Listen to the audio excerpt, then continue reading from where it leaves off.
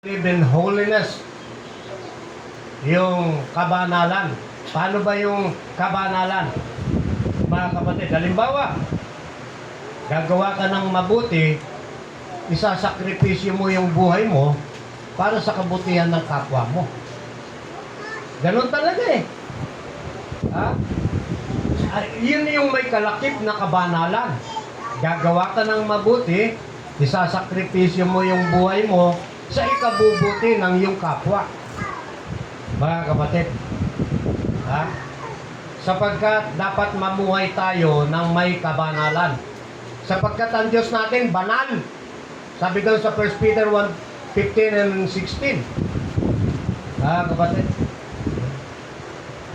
Ngunit doon sa mga tao, lalo na sa panahon natin ngayon na namumuhay na wala kay Hesus Kristo, hiwalay kay Hesus Kristo dahil sa katigasan ng ulo, sa mga matataas na kaisipan at pride, mga kapatid, at sa hindi pagsunod, walang pagsisisi, walang pagkilala kay Hesus Kristo bilang anak ng Diyos, ha? They are already for condemnation. Alam kaya yan ang nakakarami? Mga kapatid, na pagka ang tao hiwalay kay Yesu Kristo, yung mga antichrist, marami niya. Antichrist, ayaw nila kay Kristo. Ang gusto nila kay Kristo, tao lang. Nakakalungkot. Ngunit kayo'y matatalino. Kilala natin ang pinaglilingkuran natin, yung Ama, sa pamamagitan ng kanyang anak. Yung Ama, Diyos. Yung anak, Diyos din. Hindi pwedeng maghiwalay yung Ama at saka anak, sapagkat yung anak galing sa Ama. Mga kapatid, ngunit meron silang entidad o entity, may kanilang gawain. Kaya, yung mga wala kay Yesu Kristo, nakahatol po yan, mga kapatid. Ha? Ano ang sabi doon sa John chapter 3, verse 19? Ganito po ang sabi ng ating Panginoon. Ganito ang paghatol ng Diyos,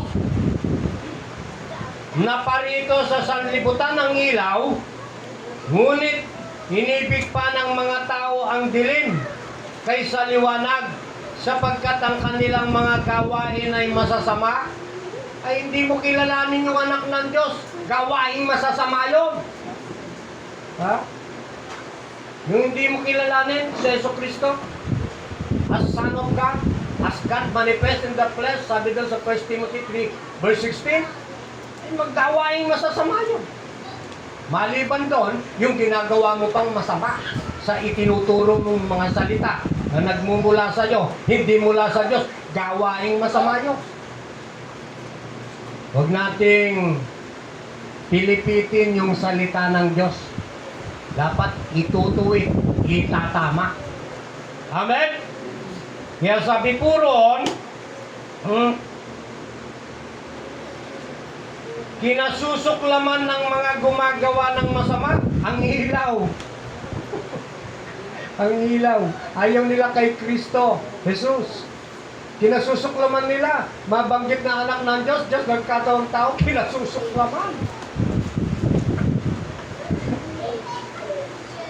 Malungkot ang kalagayan ng ating Panginoon. Ngunit, para sa mga Kristiyano, siya'y buhay na buhay. Amen. Siya'y anak ng Diyos. Diyos ang nagkatawang tao. Siya nga natin ang itinataas. Mga kapatid, sapagkat tayo lumalapit sa ilaw. Hindi lumalapit dito upang hindi mahayag ang kanilang mga gawa. Oh. Yung salita ng Diyos, brothers and sisters, lahat ito para sa atin. Huwag mong ituturo lamang yung para sa'yo na gusto mong namnamin. Lahat ng salita ng Diyos, ituro mo. Amen? Huwag mong itatago. Kaya mapalad, mga kapatid, yung wala na sa kahatulan, ngunit yung mga nasa kahatulan, magsusulit sila sa Panginoon. Ano ang sabi po ron sa 1 John 2 verse 23? Mga kapatid, ganito po. Ang di kumikilala sa anak ay di rin kumikilala sa ama. Kapag kinilala ni naman ang anak, kinikilala rin niya ang ama. Amen. Hindi kinikilala yung anak. Ama lang. Pwede ba yun? Hindi po. Ha? Kaya maraming tao ang nabubulag.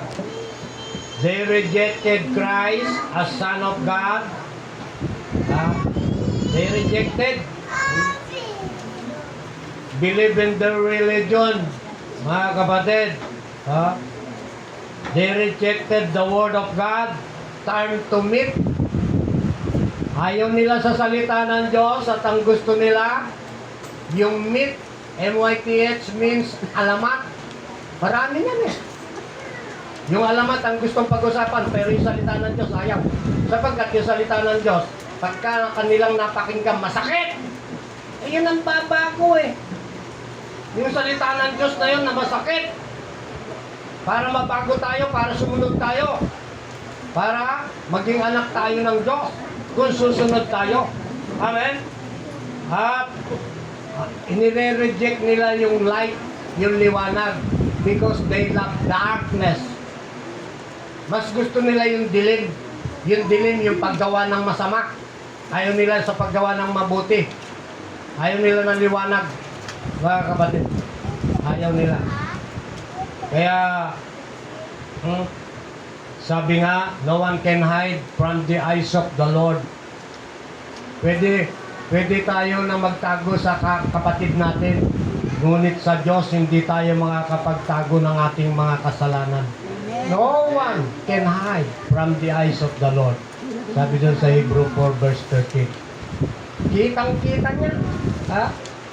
Ang lahat ng mga bagay sa buhay natin, hindi pwede tayo magtago. Alam niyo po ba, yung Diyos na makapangyarihan sa lahat, punong-puno ng pag-ibig, punong-puno ng kabutihan, binibigyan niya ng pagkakataon ng lahat ng mga tao na talikdan ang kanilang mga kasalanan para dumako naman sila doon sa kabutihan. Nagbibigay ng ayaw ng Diyos na mapahamak ang tao, ngunit yung tao, matigas ang ulo. Hayag na hayag ang lahat ng bagay sa Panginoon. Naalala ko tuloy mga kapatid, nung naggera yung Argentina at yung Great Britain, United Kingdom.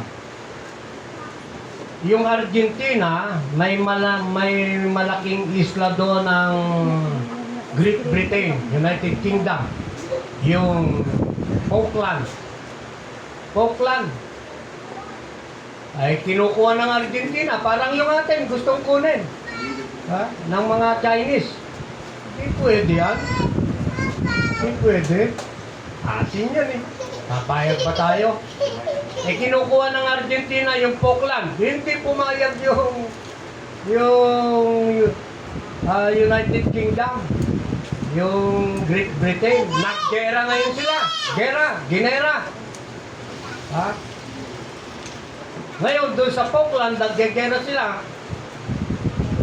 Bakit yung mga Argentina, gabi, lagi silang tinatamaan, patay.